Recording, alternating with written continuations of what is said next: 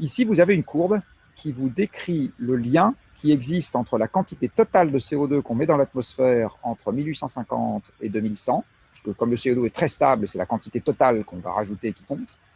Et là, vous avez l'élévation de température qui en découle entre 1850 et 2100, sachant que cette élévation de température est le marqueur d'un désordre généralisé qui est d'autant plus important que vous montez. Et ce n'est pas proportionnel. 2 degrés de réchauffement, ce n'est pas 2 fois plus grave que 1 degré. Si ça se trouve, c'est 50 fois ou 200 fois plus grave. Et ce que vous voyez, c'est que donc cette élévation de température, elle répond de façon à peu près linéaire à la quantité totale de CO2 que nous mettrons dans l'atmosphère. Alors, à fin 2018, on a déjà mis un peu plus de 2000 milliards de tonnes de CO2 dans l'atmosphère, et ça veut dire que nous avons déjà signé pour 1,5 degré. En fait, aujourd'hui, les 1,5 degrés, ils sont déjà totalement embarqués dans les émissions passées, et pour se limiter à 1,5 degré en 2100, il faudrait qu'à partir de 2050, non seulement on n'émette plus de CO2, mais on en soustrait en net à l'atmosphère tous les ans. D'accord ? Quasiment, enfin, je parie toutes mes économies, malheureusement, sur ce pari glauque, qu'on n'y arrivera jamais.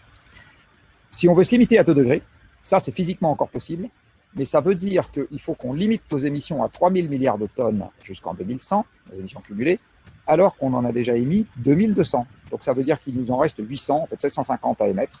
Et ça veut dire, en d'autres termes, que d'ici à ce que mes enfants aient mon âge, donc les générations futures, je les croise tous les jours, il faut diviser les émissions planétaires par 3.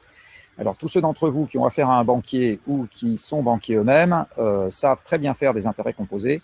Une division par 3 entre maintenant et 2050, ça veut dire des émissions qui doivent baisser de 4% par an. 4% par an.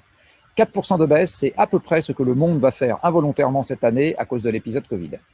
Donc, ça veut dire que si on est sérieux sur les 2 degrés, il faut qu'on ait l'équivalent d'un Covid supplémentaire tous les ans en termes de freinage de l'activité pour limiter le réchauffement à 2 degrés. Voilà, c'est ça qu'il faut que vous gardiez en tête.